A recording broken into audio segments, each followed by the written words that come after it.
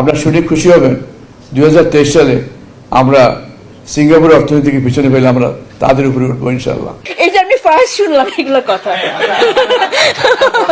পুঁজিবাজারটা বসে গেল কেমন করে জানলাম আমি বুঝতে পারছি না। বুঝতে পারবেন, না বুঝলে না বুঝবেন, কিন্তু বুঝতে পারা আই হোপ যে বুঝতে পারবেন। যারা খারাপ, যারা বিতর্কিত, তাদের সবসময় দূরে থাকাটাই উচিত।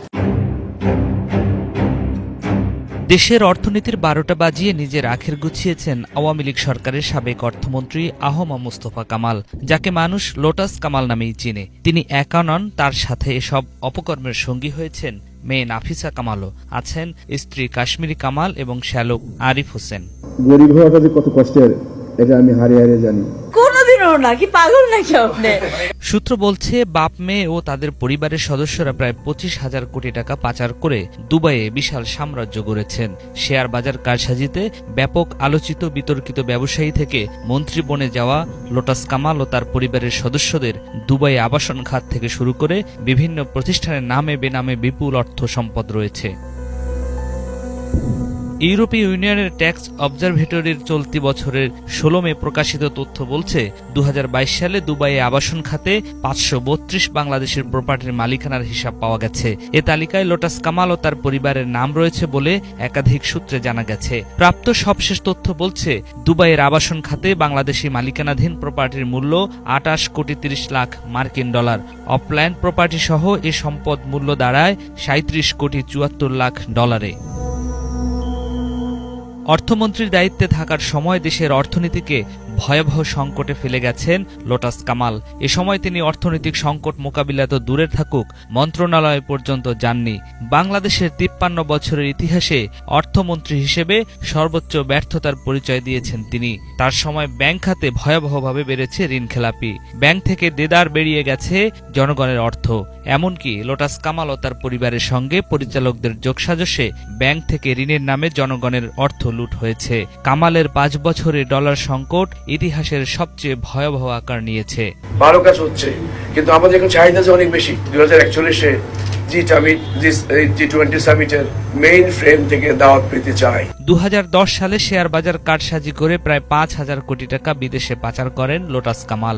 এসব টাকা দুবাইয়ে পাচারের তথ্য পেয়ে তা যাচাই বাছাই শুরু করেছে দুদকের উপপরিচালক নুরুল হুদার নেতৃত্বে 3 সদস্যের অনুসন্ধান টিম। বাংলাদেশ অর্থনীতি সমিতির সাবেক সভাপতি অধ্যাপক ডক্টর মঈনুল ইসলামের মতে, অর্থমন্ত্রী থাকাকালে লোটাস কামাল সরকারি সব সুযোগ সুবিধা ভোগ করে দেশের অর্থনীতিকে নিয়ে গেছেন ধ্বংসের দ্বার প্রান্তে। দেশের আর্থিক খাতে চরম বিশৃঙ্খলার জন্য অর্থমন্ত্রী হিসেবে দায়িত্ব পালন করা আহমা মুস্তফা কামালই দায়ী। দুর্নীতি দমন কমিশন দুদক সূত্র বলছে, মালয়েশিয়ায় কর্মী পাঠানোর নামে সরকার নির্ধারিত অতিরিক্ত ফি বাবদ প্রায় 20,000 কোটি টাকা হাতিয়ে নিয়েছেন লোটাস কামাল ও তার পরিবারের নেতৃত্বাধীন চক্র। চাকরির ভুয়া প্রতিশ্রুতি দিয়ে শ্রমিকদের কাছ থেকে বড় অঙ্কের অর্থ হাতিয়ে নেয় এই চক্রটি। সাবেক অর্থমন্ত্রী আহমা মুস্তফা কামালের স্ত্রী কাশ্মীরি কামালের অরবিটালস এন্টারপ্রাইজ 7,152 জন ও মেয়ে নাফিসা কামালের মালিকানাধীন অরবিটালস ইন্টারন্যাশনাল 2,709 জন শ্রমিক পাঠিয়েছে। মালয়েশিয়া শ্রমিক পাঠাতে সরকার নির্ধারিত জনপ্রতি ব্যয় 79,000 টাকা। সিন্ডিকেটটি নিয়েছে জনপ্রতি 5,44,000 টাকা করে। অনেক শ্রমিক মালয়েশিয়ায় গিয়ে নানা জটিলতায় কাজ পাননি কিংবা কেউ কেউ ঋণ করে খালি হাতে ফিরে এসেছে বাংলাদেশে। জানা গেছে, মালয়েশিয়ায় জনশক্তি রপ্তানির প্রথমবার যে 10টি সিন্ডিকেট চিহ্নিত হয়েছিল তার একটি আহমা মুস্তফা কামালের শ্যালক আরিফ হোসেনের। অ্যাসিস নামের এই প্রতিষ্ঠান মূলত ছিল মুস্তফা কামালের নিজস্ব কোম্পানি। সে সময় তিনি পরিকল্পনা মন্ত্রীর দায়িত্বে ছিলেন। আইনগত বাধা দূর করার জন্য শ্যালকের নাম দিয়ে রেখেছেন কাগজ কলমে। এর বাইরে রয়েছে অরবিটালস মেডিকেল সেন্টার ও গুলশান মেডিকেয়ার লিমিটেড। 2008 সাল থেকে দীর্ঘ 16 বছর কুমিল্লা 10, নাঙ্গলকোট, সদর দক্ষিণ, লালমাই উপজেলা আসনের এমপি ছিলেন লোটাস কামাল। শেখ হাসিনা সরকারের পতন আঁচ করতে পেরে গত 15 জুলাই লোটাস কামাল ও নাফিসা কামাল লাগেজ ভর্তি টাকা নিয়ে দেশ ছেড়ে পালিয়েছেন। বর্তমান সরকার লোটাস কামাল ও তার স্ত্রী কাশ্মীরি কামাল ও মেয়ে নাফিসা কামালের ব্যাংক অ্যাকাউন্ট জব্দ করে তাদের মালিকানাধীন ব্যবসা প্রতিষ্ঠানের ব্যাংক হিসাবের লেনদেন স্থগিত করেছে বাংলাদেশ ব্যাংকের আর্থিক গোয়েন্দা সংস্থা বাংলাদেশ ফাইন্যান্সিয়াল ইন্টেলিজেন্স ইউনিট।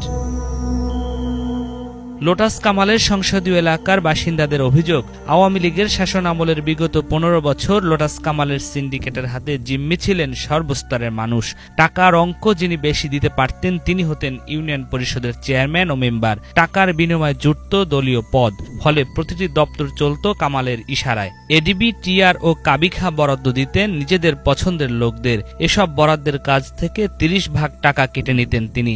এভাবে দুর্নীতি আর অনিয়মের মাধ্যমে পাওয়া শত শত কোটি টাকা সিন্ডিকেটের মাধ্যমে দুবাই পৌঁছে যেত লোটাস কামাল ও তার পরিবারের কাছে। আর সেই অর্থে বিগত ১৫ বছরে দুবাইয়ে বিশাল বিত্ত বৈভব গড়ে তুলেছেন লোটাস কামাল। দ্বাদশ জাতীয় সংসদ নির্বাচনে আহম মুস্তফা কামালের দাখিল করা নির্বাচনী হলফনামায় দেখা গেছে লোটাস কামালের মোট সম্পদের পরিমাণ ৪১,৫৩,৫৩,৭১৪ টাকা। স্ত্রীর নামে আছে ৬২,২৭,১৯,৪৭৮ টাকা মূল্যের সম্পদ। তবে লোটাস কামালের পরিবার ঘনিষ্ঠ একাধিক সূত্র বলছে, তাদের দেশে বিদেশে যে বিপুল পরিমাণ অর্থ সম্পদ রয়েছে তার ১% আয়কর ফাইলে নেই। এদিকে রাজধানীর গুলশান ১ নম্বর সার্কেলে গুলশান এভিনিউ সংলগ্ন ৫৯-৬০ নম্বর প্লটে প্রভাব খাটিয়ে ১৪ তলার অনুমোদন নিয়ে ২০ তলার ভবন গড়ে তুলেছেন মোস্তফা কামাল। ১৪ তলার উপরের ৬ তলায় বাড়ানো হয়েছে নকশায় ব্যত্যয় ঘটিয়ে। নিয়াজ মাখদুম, বাংলা ভিশন, ঢাকা।